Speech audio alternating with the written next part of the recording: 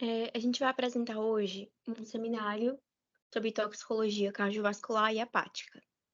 Os componentes do grupo estão listados aí abaixo e é referente à disciplina de medicina do trabalho. Pode passar o slide.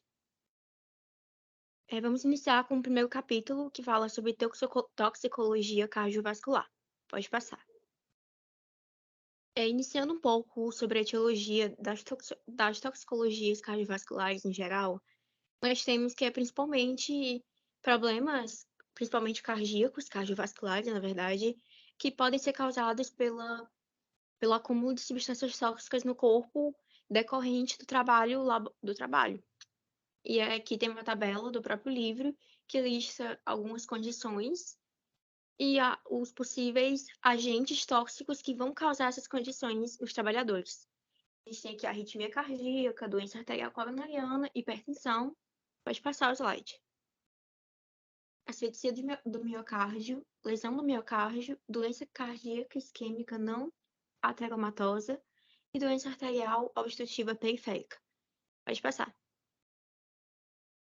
Falando um pouco mais também sobre essas doenças relacionadas ao trabalho, é um pouco difícil quantificar o que é uma doença do trabalho, o que é realmente uma doença cardíaca, porque a gente tem a noção de que é uma doença que ela mata rápido, ela tem vários pré-fatores, como genéticos, condição de vida, e tudo isso está muito relacionado, e não existe uma maneira de quantificar a acumulação de substâncias tóxicas decorrentes do trabalho. Então, é um assunto a ser estudado mais no futuro ainda. Falando um pouco sobre como o médico tem que avaliar o paciente para se suspeitar de doença cardiovascular tóxica, nós temos que é importante obter uma anamnese detalhada com foco na história ocupacional do paciente. Temos que documentar a exposição às substâncias tóxicas suspeitas, trabalhando sempre sobre a higiene industrial e monitorando diretamente a exposição do trabalhador. É necessário avaliar outros riscos cardiovasculares, como eu comentei. Às vezes, não é só o trabalho que vai levar a uma parada cardíaca, por exemplo. É também importante fazer um exame físico completo e sempre realizar estudos diagnósticos apropriados. É importante que o médico do trabalho esteja fazendo sempre esses testes, como o teste ergométrico, a angiografia, a ecocardiografia e outros testes que podem ajudar a suspeitar e diagnosticar uma doença cardiovascular tóxica.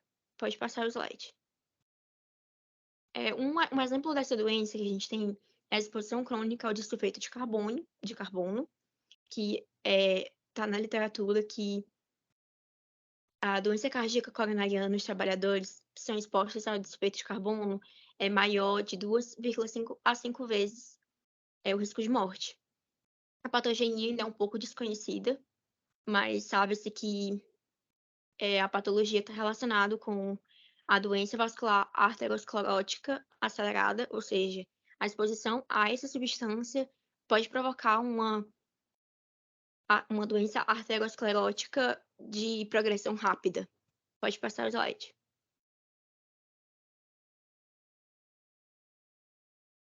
Um pouco sobre os sinais e sintomas dessa exposição crônica. Nós temos relatos de encefalopatia, polineuropatia, fadiga, cefaleia, tonturas, desorientação, parestesia, psicose e delírio em exposições mais agudas. E no casos mais crônicos, nós podemos observar demência pressenil, acidente vascular, morte súbita, microcirculação ocular normal, que geram uma perturbação na visão das cores. Os achados laboratoriais, a gente pode encontrar uma redução nos níveis séricos da tiroxina e aumento do colesterol, e é possível você analisar essa doença gerada a partir da exposição crônica de sulfeto de carbono através da geografia com fluorocescina e o eletrocardiograma. Pode passar. Dando continuidade aí à exposição cardiovascular relacionada ao monóxido de carbono, quando ocorre o ingresso dessas moléculas no nosso sistema respiratório, produz rápidas alterações. Isso ocorre porque a molécula de hemoglobina ela tem grande afinidade com o monóxido. Então, ela se liga à molécula e produz rápidas alterações clínicas, rápidas reações clínicas. No caso das alterações cardiovasculares, quando ela está exposta ao monóxido, ocorre uma rápida diminuição do oxigênio. Né? Logo vai haver uma diminuição no fluxo coronário e, então, vai aumentar um débito cardíaco, logo produzindo alterações. Como é que isso ocorre? Isso ocorre porque a molécula de monóxido de carbono, ela se liga à hemoglobina e forma uma só chamada carboxihemoglobina. O que acontece? Ela vai se juntar à mioglobina e vai afetar a contractibilidade e lesão da musculatura cardíaca. Então, ela vai fazer essa afetação na contractibilidade, né, da musculatura e vai lesar. E, por suposto disso, vai produzir a angina. Em caso de hipóxia grave, né, hipóxia crônica constante, ela pode levar a um infarto. E no caso da intoxicação crônica por monóxido de carbono, no caso relacionados aos fumantes, né, ele pode produzir uma esclerose coronária, por exemplo. Pode passar o slide.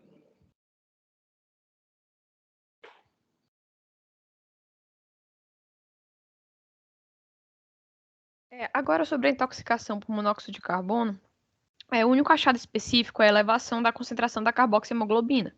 Essa tabela lista as concentrações normais de carboxihemoglobina e dá exemplos de concentrações resultantes da exposição do monóxido de carbono no ambiente e no local de trabalho. A avaliação desses níveis de carboxihemoglobina ela tem que ser realizada por meio da oximetria de CO com sangue arterial ou venoso. A oximetria de pulso convencional ela fornece leituras que são falsamente normais, porque ela não consegue distinguir entre a oxihemoglobina e a carboxihemoglobina. Mas um oxímetro de pulso de CO mais moderno, ele consegue detectar a carboxihemoglobina. Sobre o diagnóstico diferencial, o indício mais importante do envenenamento por monóxido de carbono é a história de exposição ocupacional ou ambiental. E um sintoma característico, como cefaleia, confusão ou colapso repentino, junto com os achados de isquemia do miocárdio ou de acidose metabólica, sugerem esse diagnóstico. E é sempre importante que as concentrações de carboxihemoglobina sejam dosadas. Sobre a prevenção, o monitoramento do local de trabalho ele é feito facilmente com um medidor portátil de monóxido de carbono. O monitoramento biológico dos trabalhadores vai envolver a medição da concentração sanguínea de carboxihemoglobina ou o nível de monóxido de carbono expirado, que é diretamente proporcional à concentração de carboxihemoglobina. Mas em fumantes, os níveis esperados de monóxido de carbono já são esperados níveis elevados de monóxido de carbono de até 7%. Sobre o tratamento, o monóxido de carbono ele é eliminado do corpo pela respiração e a taxa da sua eliminação vai depender da ventilação, do fluxo sanguíneo pulmonar e da concentração do oxigênio inspirado. A meia-vida do monóxido de carbono no adulto sedentário é de 4 a 5 horas, mas essa meia-vida pode ser reduzida a 80 minutos quando se administra oxigênio a 100%, com o auxílio de uma máscara facial, ou pode ser reduzida até 25 minutos quando se administra oxigênio em uma câmara hiperbárica. A recuperação geralmente vai ser completa após a intoxicação leve a moderada pelo monóxido de carbono, quando se está na ausência de uma complicação cardíaca, como o infarto do miocárdio. Agora, sobre as anormalidades cardiovasculares causadas por nitratos orgânicos, as ocupações em que os trabalhadores podem ser expostos a esses nitratos orgânicos vão incluir a fabricação de explosivos, o trabalho em construção envolvendo demolição, o manuseio de armas nas Forças Armadas e a produção farmacêutica de nitratos. Sobre a patogenia, os nitratos eles vão dilatar diretamente os vasos sanguíneos, inclusive da circulação coronariana. E com a exposição prolongada se desenvolve uma vasoconstrição compensatória, que é provavelmente mediada pelas respostas neurais simpáticas ou pela ativação do sistema renina-angiotensina ou pelos dois. Quando a exposição aos nitratos ela é interrompida, a vasoconstrição compensatória vai acontecer sem contrapartida. E assim poderão ocorrer o vasoespasmo coronariano com angina, o infarto do miocárdio ou até a morte súbita. A dor torácica que surge depois do afastamento do nitrato, ela tem sido chamada de angina da manhã da segunda-feira, porque ocorre frequentemente de 2 a 3 dias depois do último dia de exposição ao nitrato. Sobre a patologia, em pacientes que chegaram ao óbito depois de terem sido afastados dos nitratos, em geral, pouco ou nenhuma aterosclerose coronariana foi encontrada, mas em um paciente se observou vasoespasmo coronariano durante a angiografia. Sobre os achados clínicos, os sinais e sintomas, os trabalhadores expostos a níveis excessivos de nitratos, eles apresentam, de modo geral, cefaleias, hipotensão, taquicardia e pele quente avermelhada. Após a exposição aos nitratos de 1 a 2 dias, podem ser observados sinais de isquemia coronariana aguda, oscilando de angina branda durante o repouso até manifestação de infarto do miocárdio, como náuseas, palidez, palpitações e dor torácica severa, ou pode ocorrer até a morte súbita.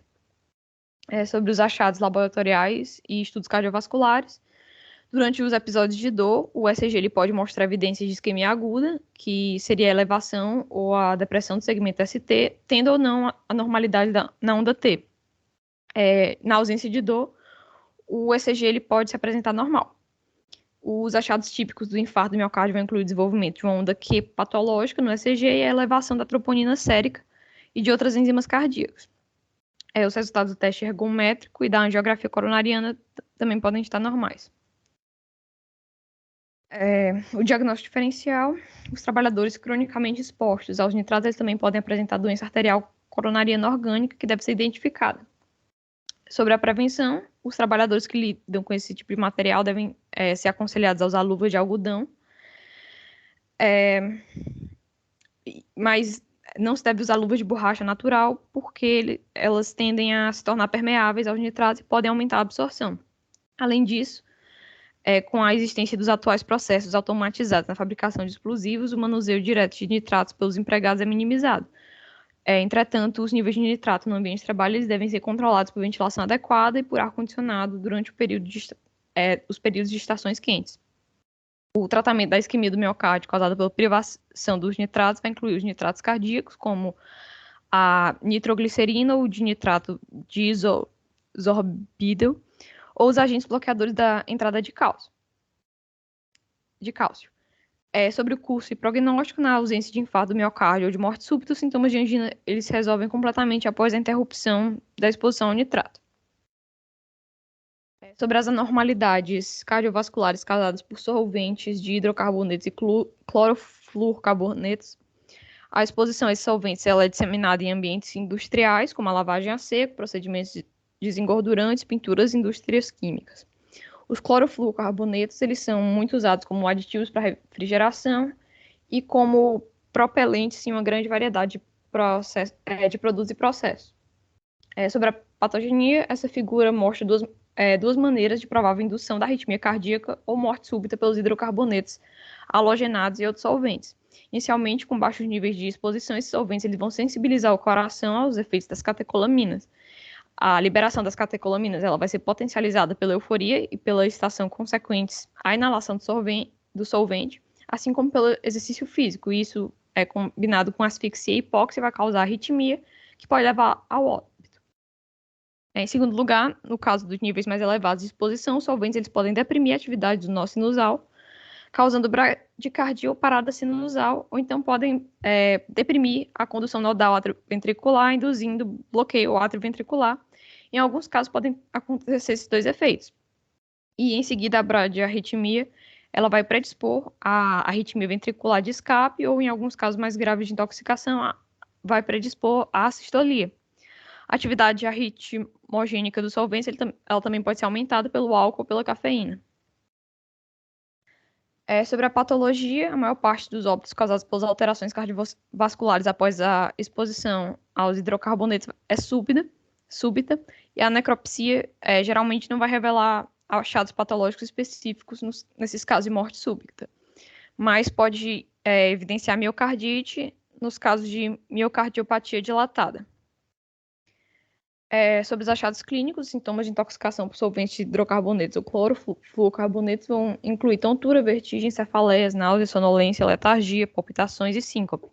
E o exame físico pode revelar ataxia, nistagmo e fala arrastada. Os achados laboratoriais, nos achados laboratoriais, as concentrações de alguns hidrocarbonetos eles podem ser medidas no ar expirado ou no sangue.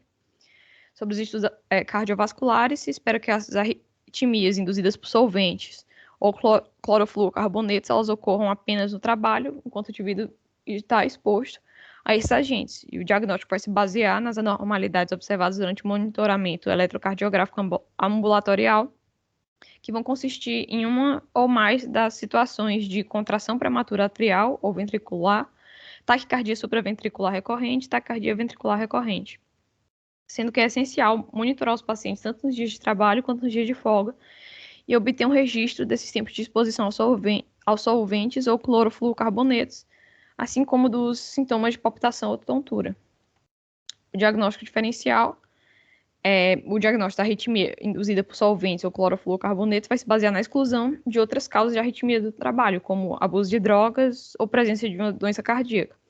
E também na demonstração de uma relação temporal entre os episódios de arritmia e as exposições ao agente biológico. As medidas preventivas vão incluir o manuseio adequado de solventes propelentes, ventilação adequada do local de trabalho e, em alguns casos, de equipamento de proteção respiratória. O tratamento, no caso do trabalhador desmaiar e for necessária reanimação, o uso de adrenalina ou de outros medicamentos simpático-miméticos devem ser evitados quando for possível, porque pode precipitar uma arritmia posterior. E os agentes bloqueadores beta-adrenérgicos podem ser úteis no tratamento das arritmias induzidas por solventes ou clorofluorcarbonetos. Nos casos de arritmia episódica, o indivíduo ele deve ser afastado da exposição excessiva ou aconselhado a fazer uso de equipamento de proteção respiratória. Sobre o curso prognóstico, as arritmias elas devem se resolver completamente depois da interrupção da exposição a esses hidrocarbonetos. Agora, com relação às anormalidades que são causadas pelos inseticidas organofosforados e carbamatos, a gente vai ter como manifestação inicial um paciente apresentando um quadro de taquicardia e hipertensão, e posteriormente ele vai apresentar bradicardia e hipotensão. No eletrocardiograma, as principais manifestações vão ser uma repolarização tardia, um prolongamento do intervalo Q e T, e também algumas alterações que são inespecíficas no segmento ST e na onda T, e também a constatação de arritmias. A principal conduta é o monitoramento tanto cardíaco quanto respiratório intensivo, e para tratar, o tratamento mais adequado é o bloqueio cardíaco, que para tratar esse bloqueio cardíaco é a estimulação cardíaca, ou também pelo uso de fármacos antiarrítmicos, no caso a procainamida. Pode passar. Agora, com relação às anormalidades que são causadas por metais pesados, a gente pode destacar aqui, por exemplo, o antimônio, que no caso o uso terapêutico dele que vai induzir anormalidades eletrocardiográficas, que são também mostradas nos trabalhadores que são expostos ao antimônio. Só que, geralmente, essas alterações elas são resolvidas após o afastamento do local de exposição, sendo que a exposição crônica vai levar ao paciente ao desenvolvimento de uma doença do miocárdio. Outro metal que também causa várias anormalidades cardiovasculares é o arsênio, que ele está associado tanto à cardiomiopatia quanto à insuficiência cardíaca. E ele é considerado também um causador da famosa doença do pé preto, que é caracterizada por claudicação e gangrena. Pode passar. Bom, mas outros metais são o cádmio, no caso, pela exposição ambiental ao cádmio, que é avaliada através de nível sanguíneo e urinário, que está associado ao risco aumentado de doença arterial periférica. Também tem o cobalto, que é conhecido como depressor da captação de oxigênio mitocondrial, tanto no coração quanto no tecido muscular, ou seja, ele vai interferir no metabolismo energético de uma forma que é bioquimicamente semelhante à deficiência da tiamina. E a exposição ocupacional ao cobalto, ela está associada tanto à disfunção diastólica no ecocardiograma, como também vários casos de miopatia que foram constatados em trabalhadores expostos ao cobalto. Quanto ao chumbo, a exposição a níveis excessivos de chumbo vai causar doenças renais crônicas, e também a exposição ao chumbo no local de trabalho mostra uma incidência aumentada de alterações eletrocardiográficas isquêmicas e também um risco aumentado de desenvolvimento de uma doença arterial hipertensiva. Pode passar. Bom, com relação às anormalidades que são causadas por material particulado, a gente pode observar através de estudos epidemiológicos que são apresentados na nossa referência, que através do uso de análise de séries temporais, o que foi constatado é que é uma associação entre o nível de exposição à poluição do ar e o aumento da mortalidade, e inclui também o aumento da mortalidade por doença cardiovascular e acidente cardiovascular relacionados ao nível de exposição à poluição do ar. E alguns estudos de caso de controle de soldadores mostraram risco aumentado para sofrer infarto do miocárdio e também uma mortalidade aumentada que é causada por eventos cardiovasculares nesses trabalhadores. Pode passar. Agora, com relação à hepatotoxicologia, pode continuar aí, Lana, por favor. A gente pode observar o quê? Que o fígado, ele é o órgão-alvo de numerosas substâncias químicas ocupacionais e ambientais também. E ele vai desempenhar o quê? Um papel central no processo de desintoxicação e eliminação. E a gente pode observar o quê? Que tanto infecções bacterianas quanto virais, além de agentes químicos e físicos, eles estão encontrados no ambiente de trabalho e que vão desenvolver também patologias no fígado. Bom, a lesão hepática, que ocorre em consequência da exposição industrial, ela não vai ser muito diferente da que é induzida por fármacos. E justamente por esse motivo, acaba sendo difícil diferenciar quando a causa dessa doença hepática é ocupacional e quando não é, mesmo com os exames de rastreamento. Mesmo que não ocorra uma lesão hepática tóxica aguda, a preocupação é cada vez mais centrada nas doenças crônicas. E nesse aspecto, o câncer é a importância central. O câncer ocupacional é a principal preocupação em relação às doenças crônicas hepáticas.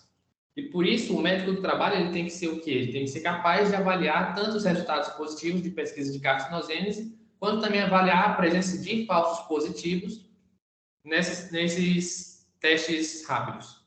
Pode passar. Bom, quanto às limitações de detecção, primeiro a gente tem que entender o quê? Que a detecção da doença em fase pré-clínica ela é dificultada justamente pela falta de testes que sejam sensíveis e que apresentem uma alta especificidade.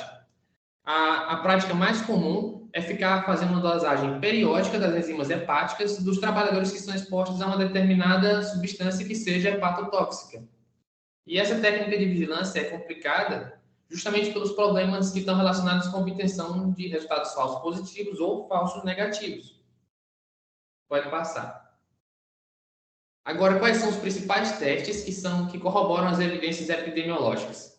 O primeiro, a gente tem o teste de aminotransferases séricas. No caso, os estudos transversais, que foram conduzidos entre vários grupos de trabalhadores expostos a agentes hepatotóxicos, e o que mostrou? Que foi constatada a elevação nos níveis séricos de aminotransferases em trabalhadores expostos a bifenilas. No caso, a gente pode observar o quê? Que as aminotransferases séricas, elas são testes que apresentam, de certa forma, uma boa especificidade, uma boa sensibilidade para doenças hepáticas.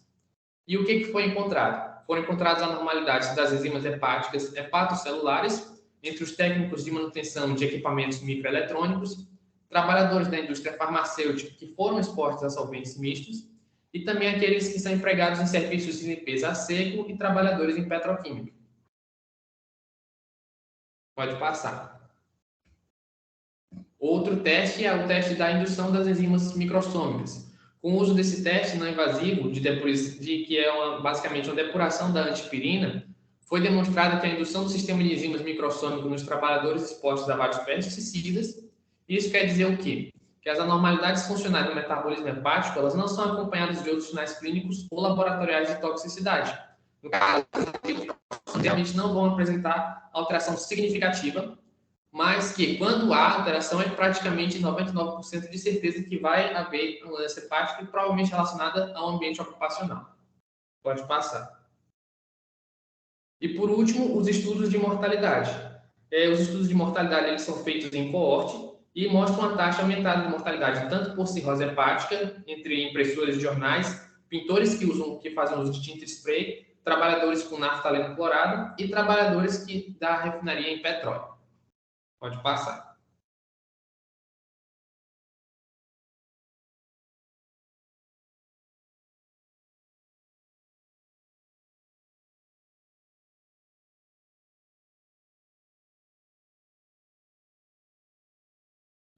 Agora, continuando aqui, vou falar um pouco sobre algumas doenças que estão relacionadas, começando pelo esteato hepatite tóxico induzida, que esse termo ele foi recentemente usado para descrever a ocorrência de esteatose hepática, inflamação e fibrose entre os trabalhadores da produção de cloreto de vinilo. E entre os trabalhadores que estão altamente expostos ao cloreto de vinilo, a prevalência de esteato hepatite alcançou até 80% de prevalência. E nesses trabalhadores também houve uma elevação da citoqueratina 18 total, como marcador de morte celular, além de também esses trabalhadores apresentarem uma resistência à insulina com a redução dos níveis de adiponectina, bem como também uma acentuada elevação dos níveis séricos de fator de necrose tumoral alfa, interleucina 1 beta, beta 6 e beta 8. Pode passar. Continuando falando agora sobre a icterícia colestática aguda, ela trata-se de uma manifestação rara de toxicidade ocupacional e alguns casos semelhantes foram relatados consequente de exposição estrutural durante a manufatura e aplicação de resinas de epóxi. Bem como também trabalhadores, né, de construção, que também foram expostos ao malondialdeído, que é o MDA, durante a produção de espuma de poliuretato. E nesses trabalhadores foi relatado uma ocorrência de lesão hepática após a ingestão acidental de óleo de canola desnaturado e após a ingestão de grãos e nozes mofados contaminados com aflatoxina. Também foi visto que nesse paciente teve lesão colestática aguda com evidências histológicas de estase biliar, com lesão parenquimatosa apenas discreta. E agora sobre a necrose hepática subaguda.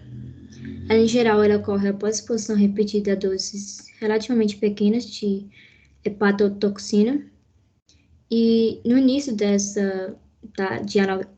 anorexia, tem anorexia, náuseas e vômitos acompanhados de hepatomegalia e icterícia.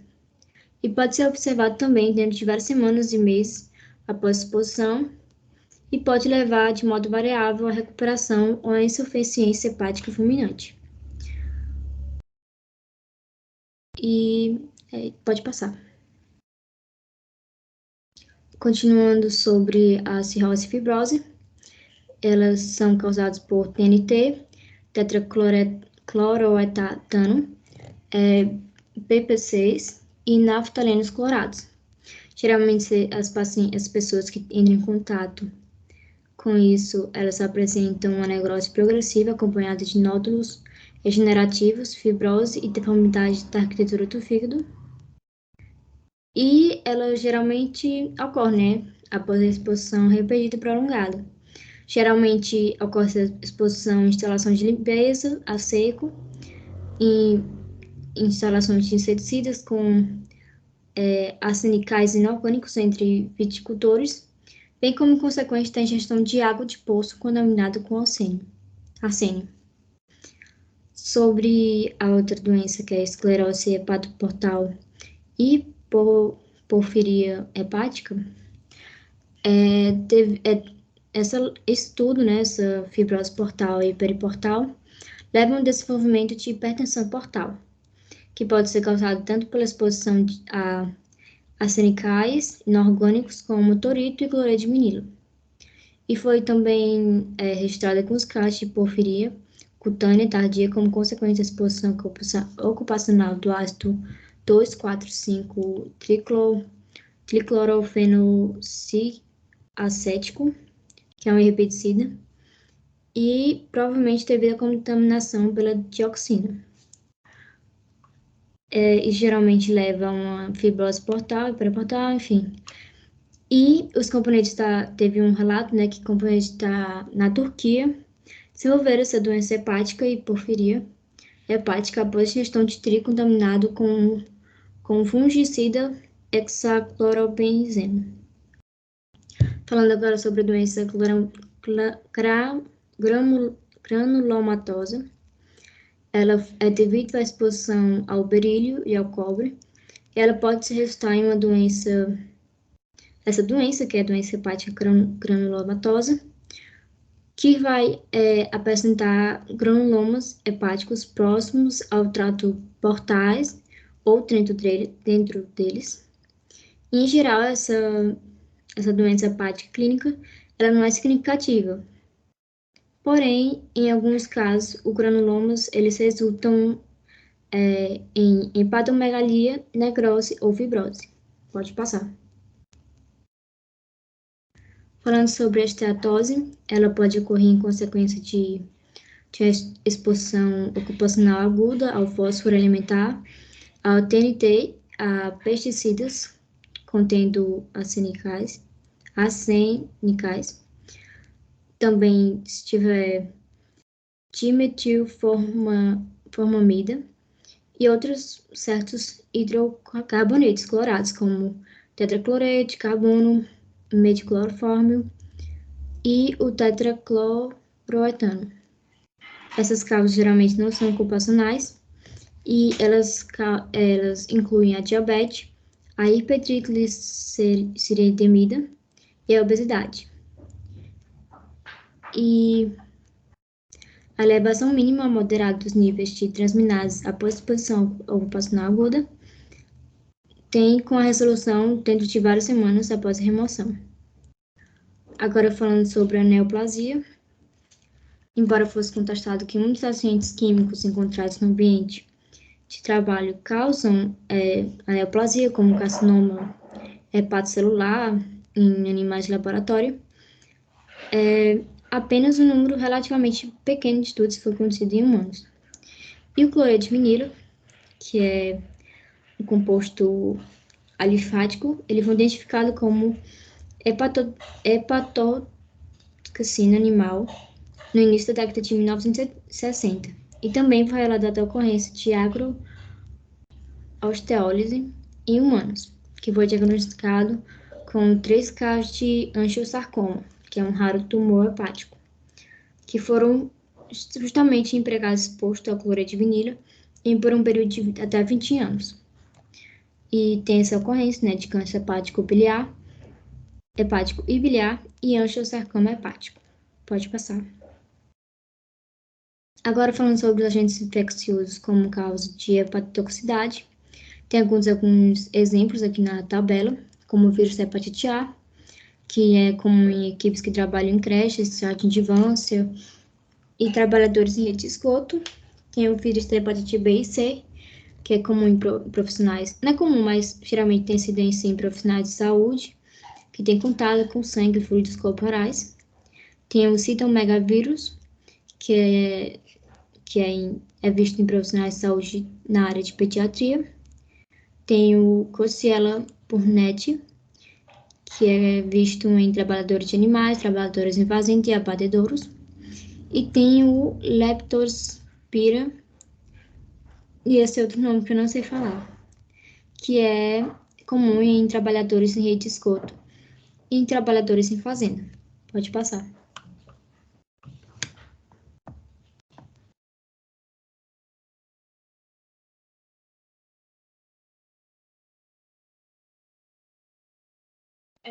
Agora, falando sobre os agentes químicos que causam hepatotoxicidade, né? A hepatotoxicidade ocupacional é causada por agentes químicos que vai constituir de forma mais frequente, né? Parte de uma toxicidade sistêmica envolvendo outros sistemas orgânicos de importância clínica primária. E, em certas ocasiões, a hepatotoxicidade é responsável pelos principais achados químicos, são esses: a intoxicação por tetracloreto de carbono associada à lesão renal do sistema nervoso central. E, raramente, a doença hepática é a única manifestação de toxicidade. Pode passar. Agora, falando, sobre as vias de exposição, as vias de exposição, principalmente, vai ser a inalação, a ingestão e a absorção percutânea, que constituem as vias pelas quais as substâncias químicas tóxicas elas podem entrar pelo corpo. A inalação vai ser provavelmente a via mais importante das substâncias hepatotóxicas. em particular os solventes mais voláteis. Vários produtos químicos, eles são lipofílicos e podem ser absorvidos através da pele, também em quantidade suficiente para contribuir para a hepatotoxicidade. Já nos casos de lesão hepática por agentes industriais que não são transportados pelo ar, é mais difícil distinguir entre contaminação do material ingerido, né, por essa exposição, e a absorção pelas mucosas e a absorção pela pele. Aí tem os mecanismos de toxicidade, né? Os agentes químicos que causam lesão hepática, eles podem ser classificados em duas grandes categorias. Pode passar. Conforme... E essas categorias são os agentes intrinsecamente tóxicos e os agentes que causam lesão hepática em virtude de idiosincrasia do hospedeiro. Os agentes intrinsecamente tóxicos, eles podem ter as hepatotoxinas diretas, e essas hepatotoxinas diretas, os seus produtos metabólicos, eles vão causar uma lesão dos hepatócitos e de suas organelas, por um efeito físico-químico direto, como uma peroxidação dos lipídios da membrana. E isso vai causar uma desnaturação das proteínas e outras alterações químicas também, que vão levar a uma destruição e distorção das membranas celulares. E as hepatotoxinas indiretas, elas são antimetabólicos e são compostos mais relacionados que provocam uma lesão hepática ao interferir nessas vias metabólicas, né? Isso pode resultar em uma lesão citotóxica e interferir em vias necessárias para a integridade estrutural do hepatócito. Já os agentes que vão causar lesão hepática em virtude de idiosincrasia do hospedeiro, vai ser quimicamente induzida. Ela pode resultar de alguma vulnerabilidade especial do indivíduo e não da toxicidade intrínseca do agente. Então, nesses casos, a lesão hepática ela vai ocorrer de forma esporádica e de modo imprevisível. Tem uma baixa reprodutibilidade experimental e não depende da dose. Pode passar.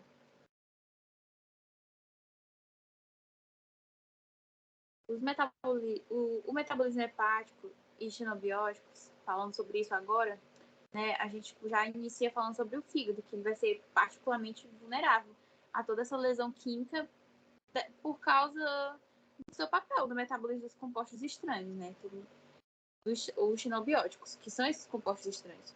E assim, o metabolismo dos xenobióticos é de interesse clínico central. Tem interesse clínico central.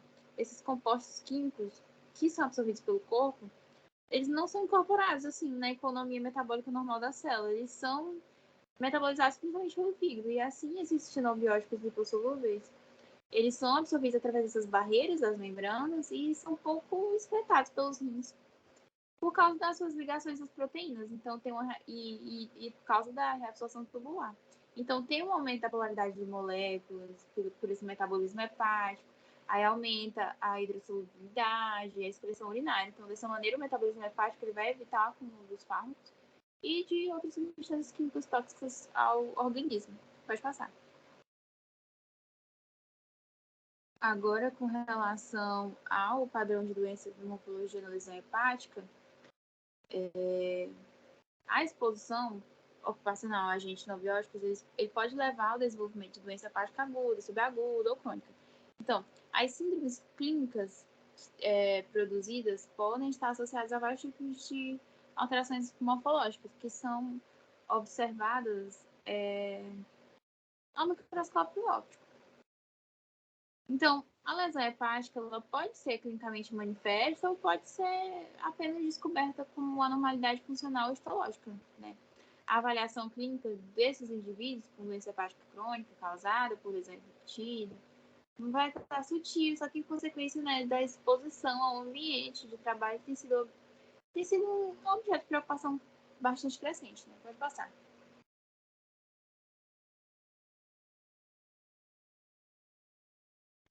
Agora, sobre a lesão hepática aguda, a doença hepática aguda ela foi uma causa da doença hepática ocupacional grave na primeira parte do século XX e ainda pode ser encontrada nos dias atuais.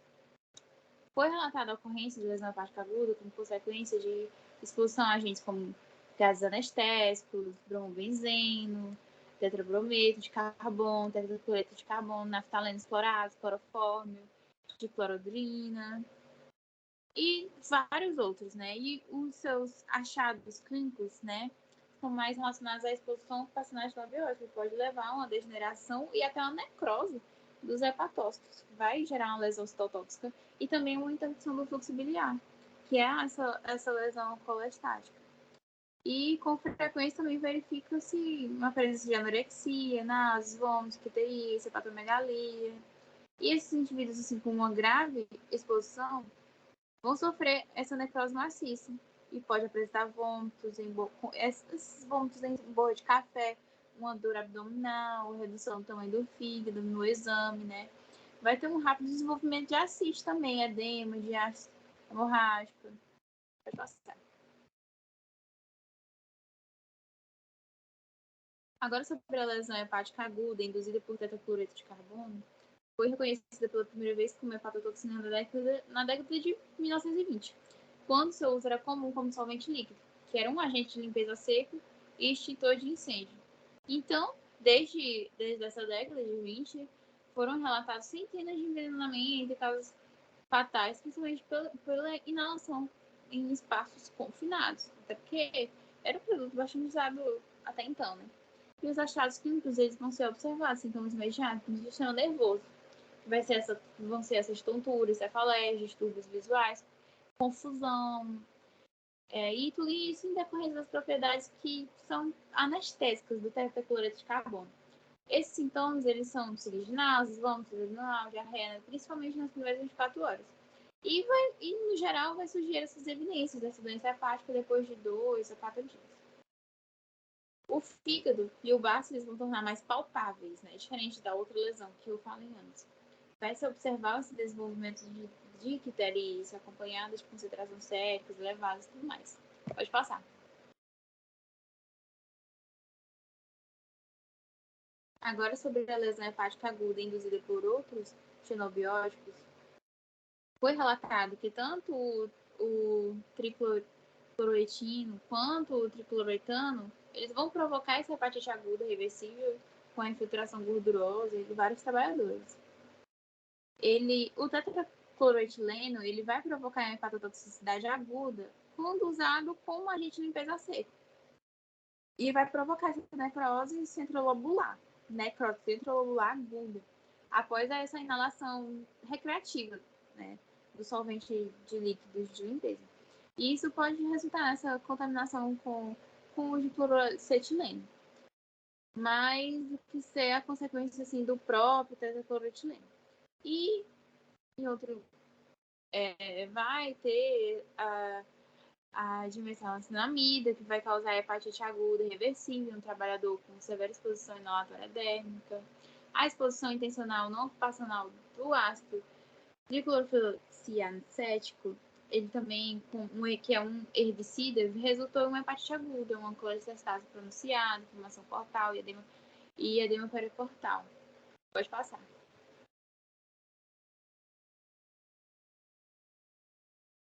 Agora a gente vai falar de maneira simples sobre a hepatite B. A forma de transmissão ela ocorre por via percutânea ou permucosa, quando ocorre exposição a sangue ou a líquidos corporais potencialmente infecciosos. Os trabalhadores da área de saúde, eles, por terem contato com sangue e fluidos corporais, eles são os principais grupos de risco, né, dessa doença.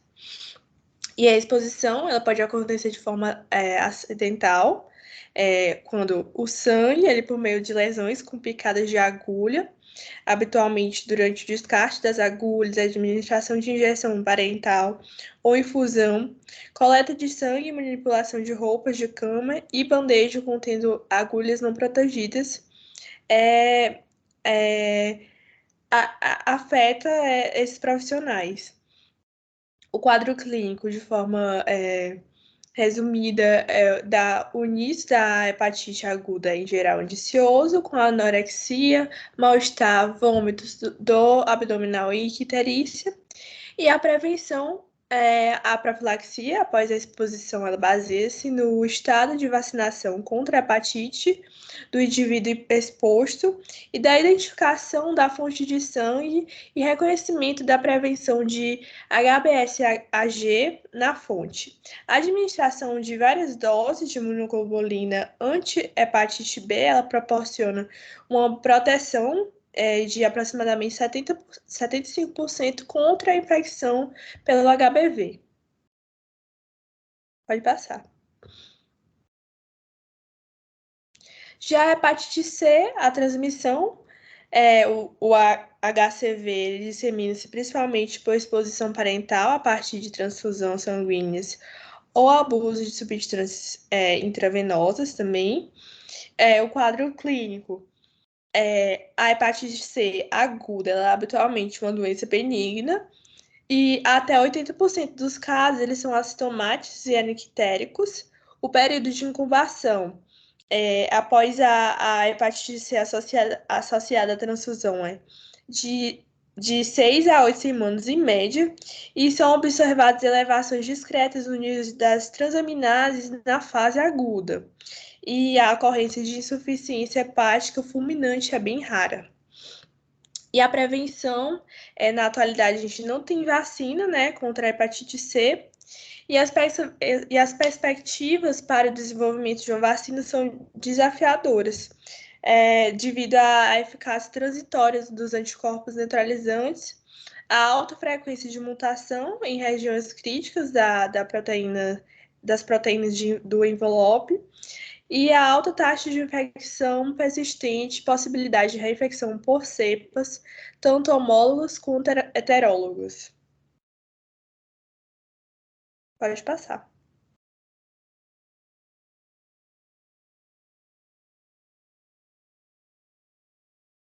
Pode passar.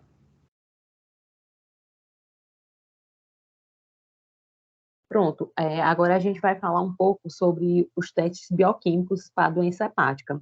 Primeiro, a respeito de um teste ideal, seria aquele que detecta a disfunção hepática, que seja sensível, né, para detectar uma doença mínima, ou seja, doença na fase inicial, e que seja específico o suficiente para identificar uma alteração específica de função hepática.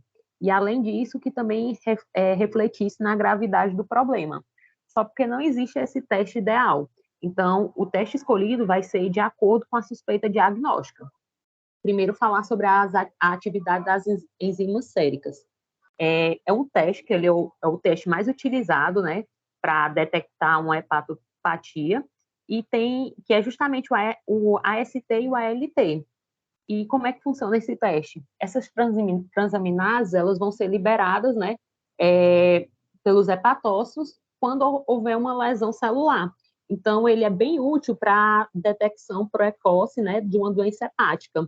Só porque ele não é muito específico, porque pode ocorrer em diversos problemas patológicos. Por exemplo, uma hepatite viral, isquêmica, uma hepatite alcoólica, uma obstrução extrahepática. Então, o maior problema dele é devido à especificidade.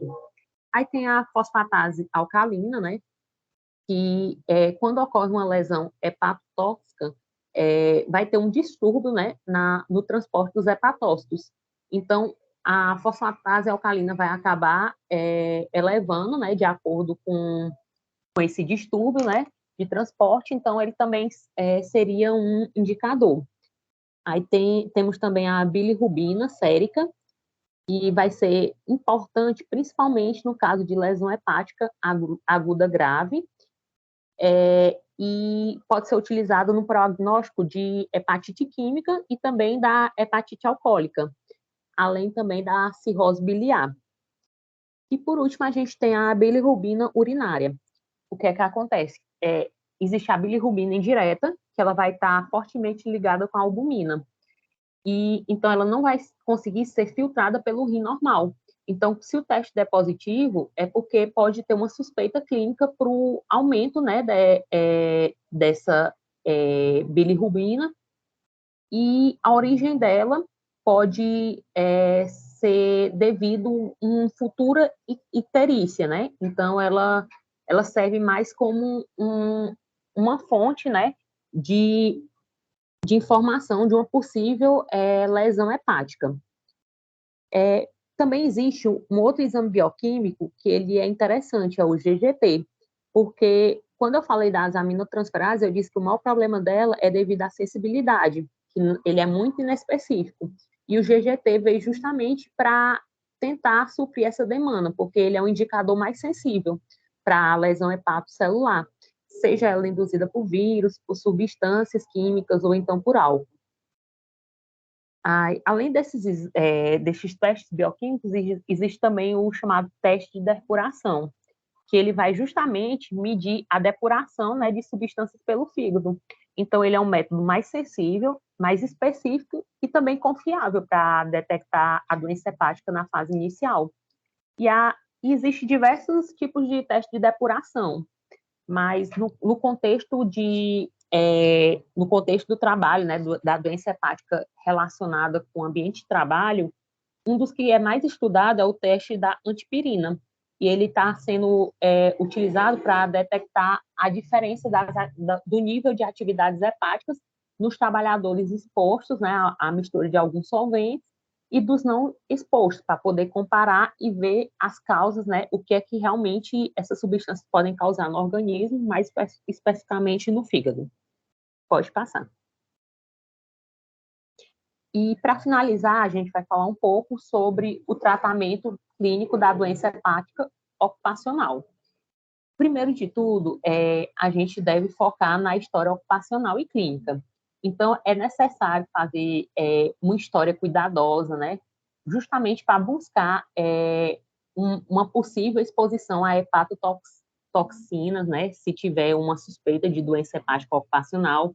Então, é necessário ter uma história clínica pregressa. Além disso, é necessário fazer uma revisão de sintomas, né, que estejam relacionados à toxicidade, como, por exemplo, uma cefaleia, uma tontura, desorientação. Na história clínica também é importante buscar informações sobre possíveis viagens, porque dependendo da região que a pessoa possa ter ido, existe algumas doenças virais e parasitárias endêmicas, que pode acabar resultando numa hepatite infecciosa. Além disso, é importante perguntar sobre uso de drogas intravenosas e transfusões de sangue, porque também são fatores, né, que aumentam o risco de uma hepatite viral. Em relação ao exame físico, quando existe um processo de hepatotoxicidade leve, geralmente os achados físicos são muito poucos.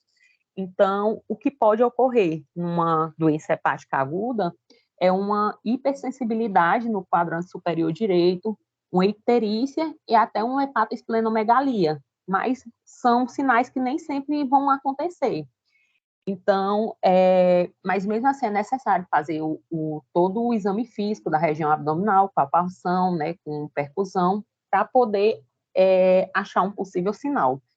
Além disso, de acordo com a via de exposição desse tóxico, né, também deve ser feito um exame físico da pele e também das vias respiratórias. Como diagnóstico diferencial, é necessário excluir outras causas de doença hepática, principalmente se for de causa infecciosa ou por álcool, né? Então, por exemplo, quando a pessoa tem uma grande ingestão de álcool, ou então, em caso de obesidade, é comum a elevação dos níveis de transaminases. Então, nesse caso, não seria nada relacionado ao trabalho propriamente dito.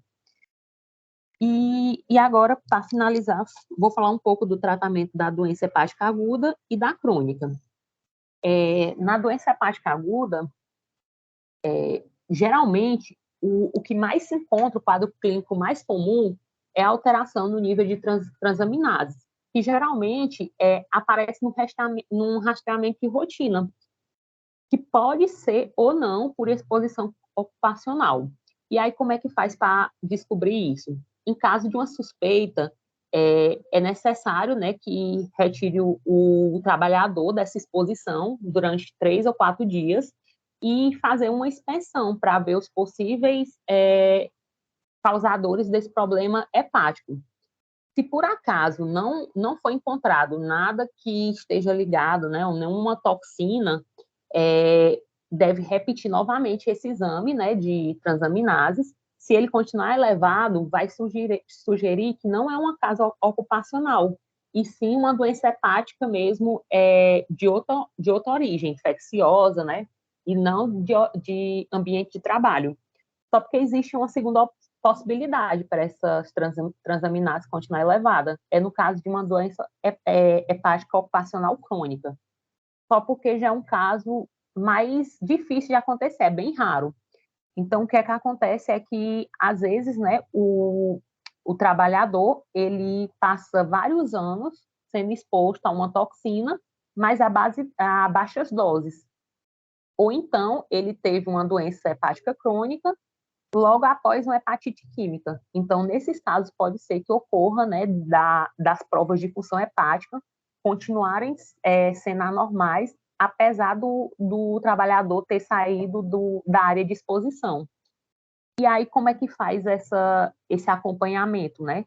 É justamente pelo ultrassom. O ultrassom do fígado, ele acaba sendo um instrumento bem importante, né, para fazer a vigilância médica desses trabalhadores expostos a possíveis toxinas.